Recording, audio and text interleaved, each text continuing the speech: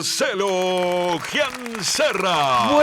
Buenas, ¿cómo están todos? Bienvenidos a otro programa de Vos Quién Sos. Una alegría enorme estar acá y con esta banda tremenda. ¿Cómo anda? ¿Todo bien? Bueno, muchas gracias. Bueno, muchas gracias a todos ustedes por estar del otro lado. Hoy tenemos un invitado que es escritor, periodista, tiene una editora de música, un tipo sumamente interesante, muy querido en la ciudad de Rosario por todo el ambiente cultural, histórico de la ciudad. Estamos hablando, por supuesto, de Horacio Vargas. Adelante, maestro.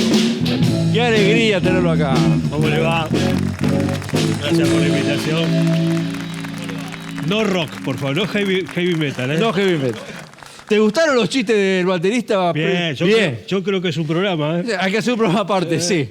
Fue complicado arrancar hoy, pero bien. Bueno, ¿cómo estás, Horacio? Todo bien. Gracias por la invitación. No, gracias a vos por venir, en serio. Muchas gracias. ¿Naciste en Rosario? ¿Sos de Rosario? Sí. Muy rosarino. Nací en Barrio Sarmiento, Ajá.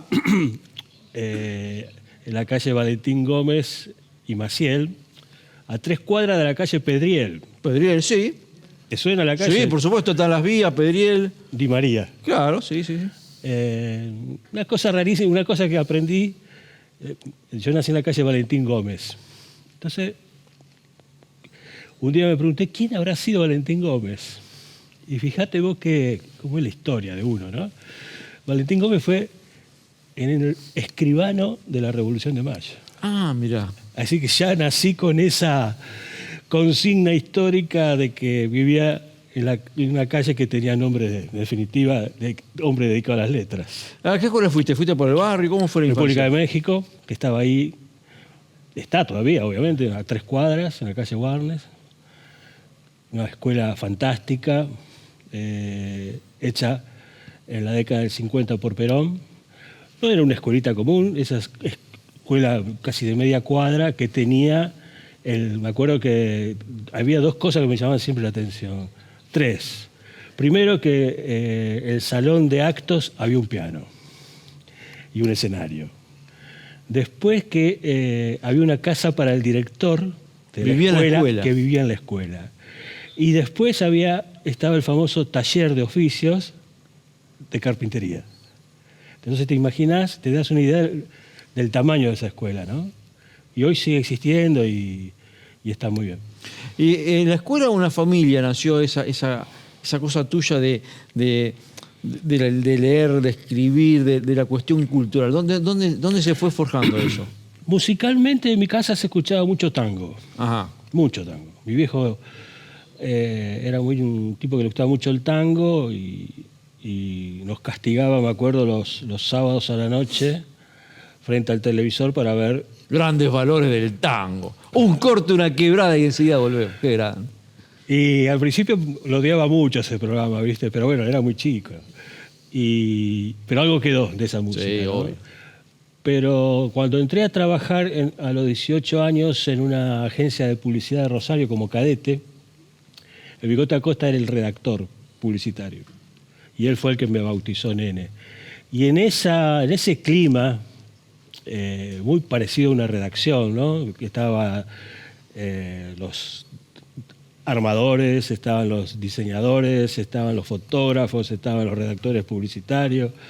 En ese ambiente donde se olía la cultura, la música y los libros, ahí comencé a aprender realmente y a escuchar y a leer, que eso es lo más importante. Sobre todo a escuchar.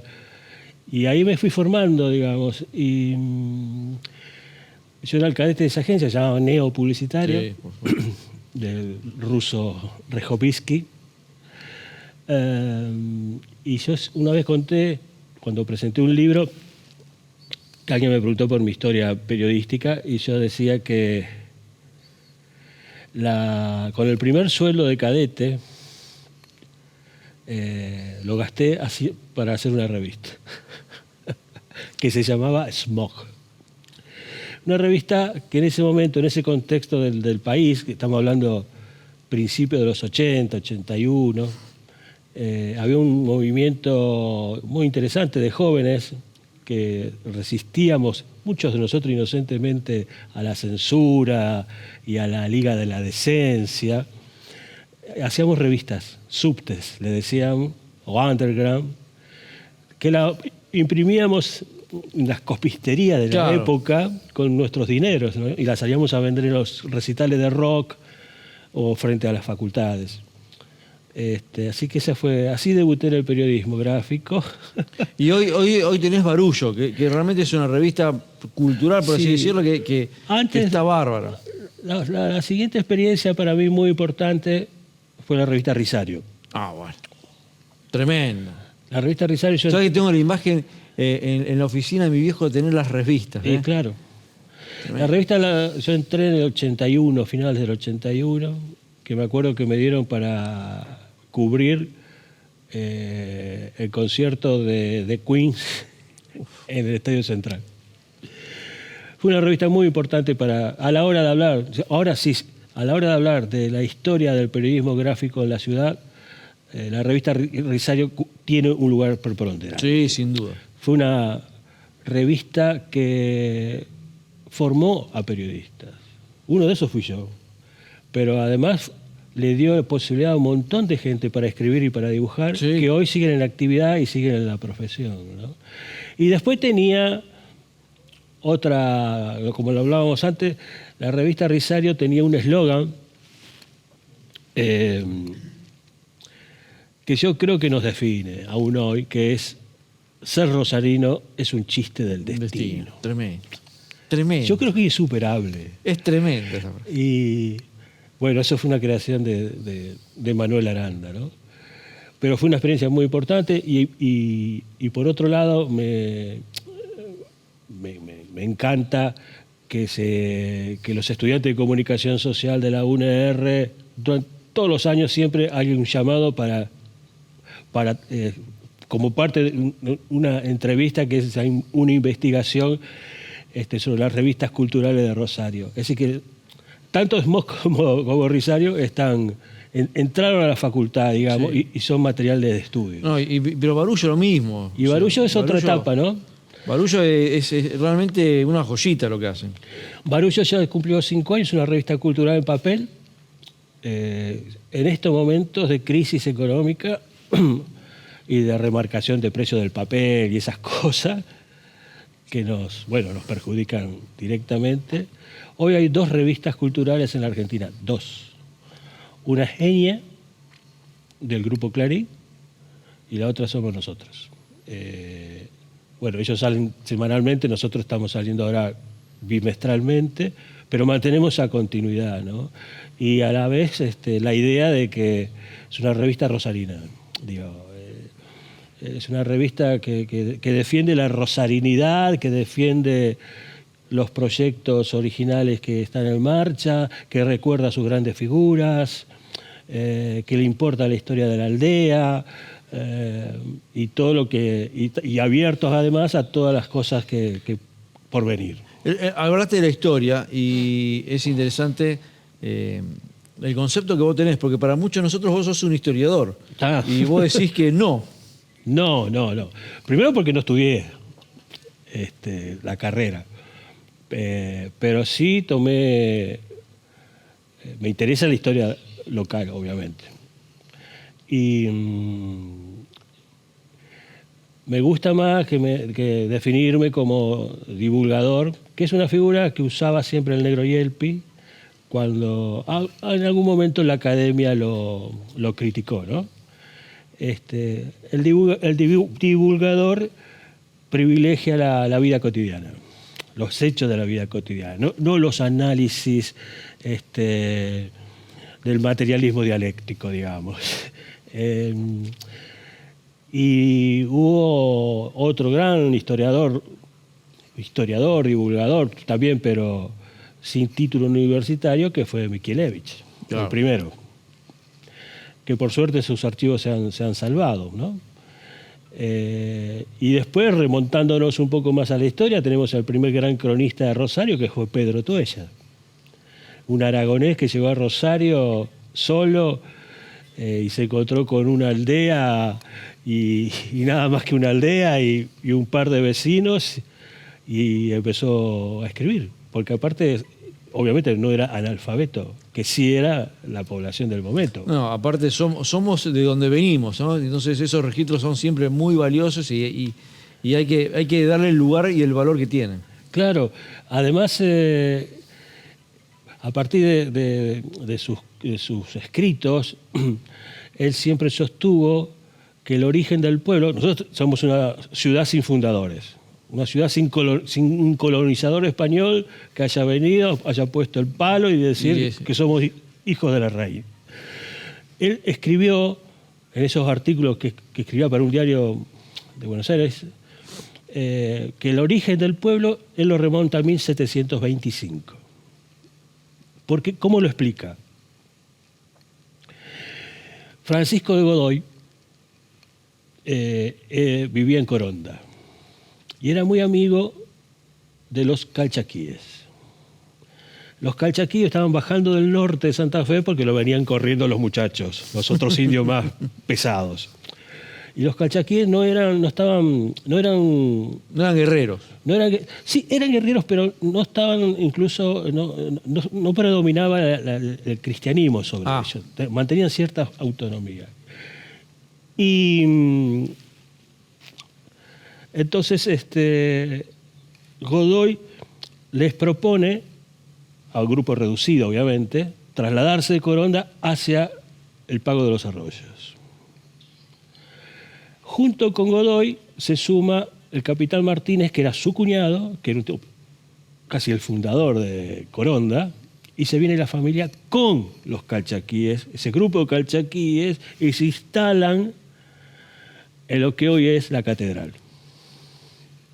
Entonces Tuella plantea y forman el primer poblado, no organizado, es decir, no con trazas de calle, pero ahí había una población. Entonces Tuella dice que ese es el origen de la ciudad. ¿Y esto hace cuántos años? El año que viene se van a cumplir 300 años. Entonces yo lo que planteo, porque cuando se cumplió el bicentenario hubo una fiesta en la ciudad. Hubo medallas, vino el presidente Alvear, la burguesía bailó en el Jockey Club, la gente salió a las calles a festejar. Era el bicentenario. El bicentenario de una fundación mitológica, digamos. Bueno, el año que viene se van a cumplir 300 años. En octubre sería. Porque hasta hay una fecha, que es el 4 de octubre. En discusión con la iglesia, obviamente, que ellos siguen sosteniendo el 7 de octubre. El 7. Entonces se van a cumplir 300 años y, bueno, esta semana cuando habló Hapkin en el acto por la declaración de Ciudad de Rosario, lo ratificó esta idea y por lo tanto va a haber una celebración. ¿Y no sería también un buen momento para seguir trabajando en esa idea que está hace rato dando vueltas y no se puede cumplir, que es la autonomía de la ciudad? Por supuesto. Mirá, ahora en noviembre se cumplen 80 años del nacimiento de Fontana Rosa. Y va a haber una semana de festejos y de celebraciones, cosa que me parece perfecta. Sí. Y nosotros vamos a sacar un libro. Él publicó durante muchos años una columna en Rosario 12 que se llamaba Desde el Cairo, que era una columna semanal. Bueno, acabo de terminar el libro después de leerme 200 columnas y volver a tipearlas, porque eso no está en internet. Claro, hay que hacerlo de cero. Es 1990 a 1995. Y ahora me hiciste acordar que una de las columnas del Negro planteaba esto de la autonomía de Rosario. No solamente de la provincia de Santa Fe, sino de la Argentina. Y entonces le dice, es más, tenemos el nombre. Este va a ser el Principado del Paraná.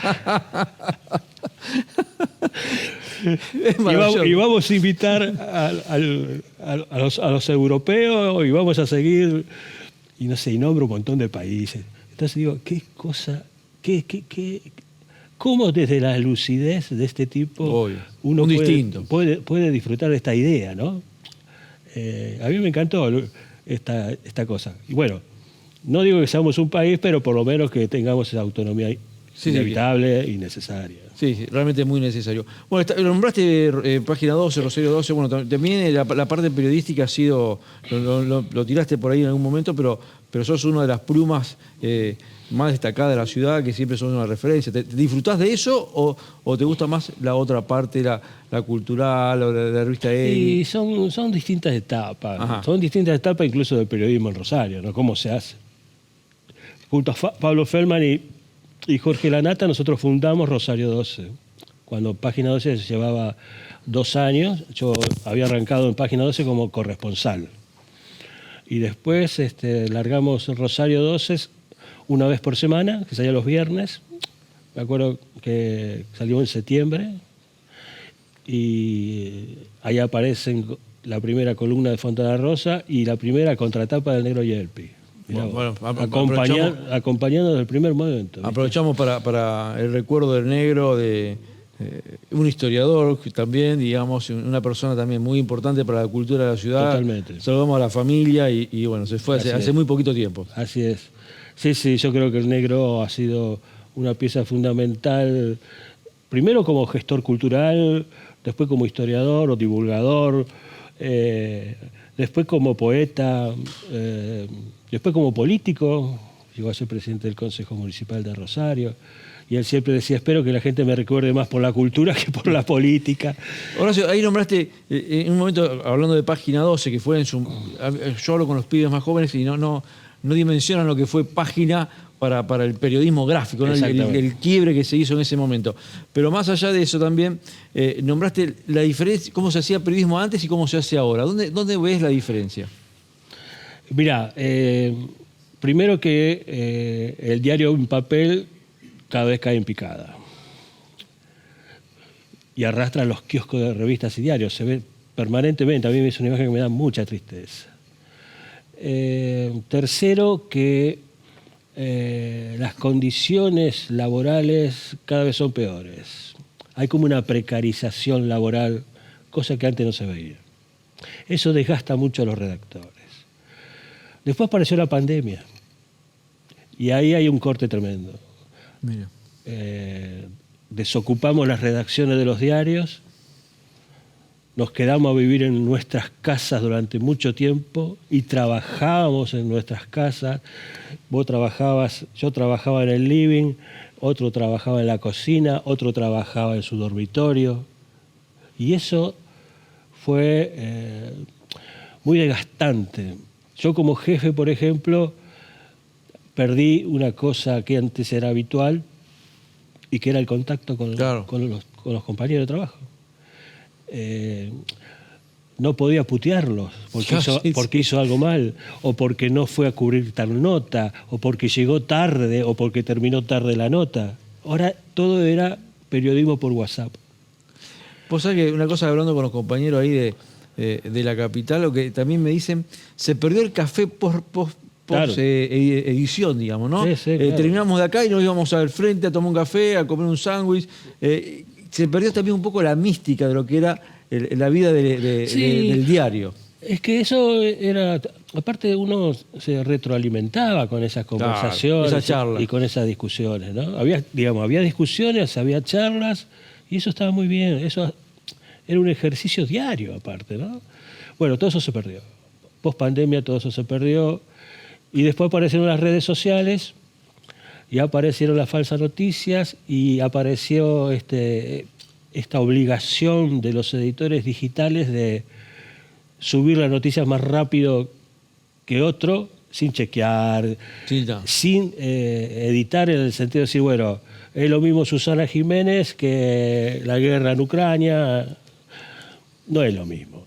Pero bueno, esos son eso es el periodismo digital hoy, sin excepciones, que supera el periodismo gráfico. Aprovecho que estás acá. Yo noto muchos estudiantes de periodismo de hoy que no son consumidores ni de radio, ni de diarios, ni de televisión, y estudian periodismo. Claro. Es llamativo eso. Es llamativo. Conozco casos de gente que no terminó la carrera y prefirió estudiar programación. Que eso es otro fenómeno increíble por fuera del periodismo, que es generacional, ¿no?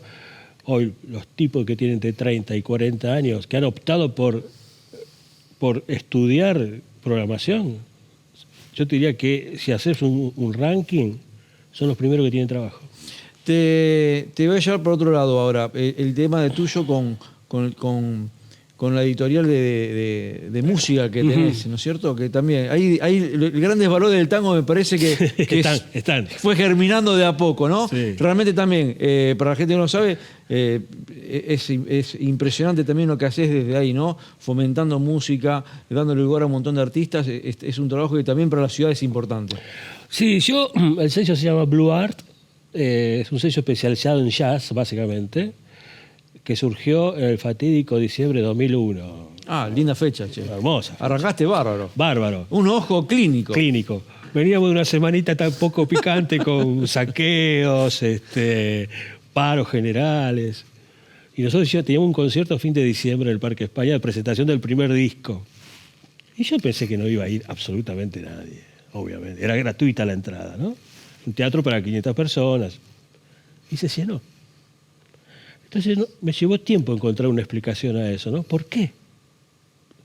Porque la gente en los momentos de mayor crisis necesita encontrar un hueco donde ser feliz. De placer. De placer y escuchar música. Y así fue.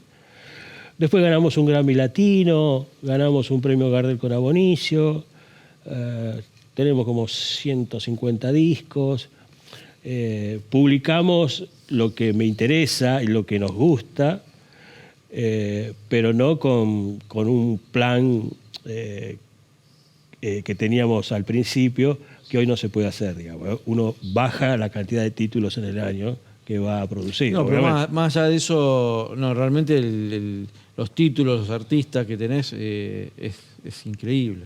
Y después, hemos editado también algunos discos digitales, como se dice, no físicos, porque esa es la otra tendencia. Una tendencia, yo te diría, yo quiero estar en Spotify, yo quiero estar en Apple, yo quiero estar en YouTube. Bien, se puede, sí. Pero no genera ganancias. No genera ganancias. Ganancias genera Luis Miguel. Sí, otro negocio. El otro es un negocio.